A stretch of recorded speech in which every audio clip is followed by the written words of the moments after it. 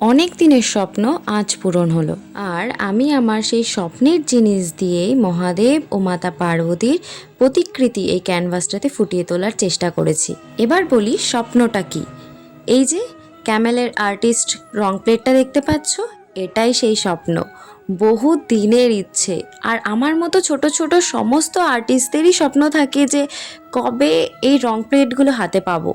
নানা রকম রং প্লেটের স্বপ্ন দেখি আমরা। তার সাথে প্রথম ক্যানভাসে ছবি আঁকা কিছু নিয়ে ভীষণই এক্সাইটেড ছিলাম। বলে না শখের দাম লাখ টাকা, এই ক্যামেলের আর্টিস্ট রং প্লেটটা আমার কাছে ঠিক সেমনই। শিব পার্বতী হলেন প্রেম, ভক্তি ও বিশ্বস্ততার চূড়ান্ত প্রতীক। তাদের সম্পর্ক দেখায় যে প্রকৃত ভালোবাসা কোনো জাগতিক চাহিদা বা বাহ্যিক রূপের ওপর নির্ভরশীল নয়, বরং তা আত্মার গভীর সংযোগ থেকে আসে। দেবী পার্বতী, যিনি শক্তি ও আদ্যাশক্তি নামেও পরিচিত, তিনি শিবের অবিচ্ছেদ্য সঙ্গী।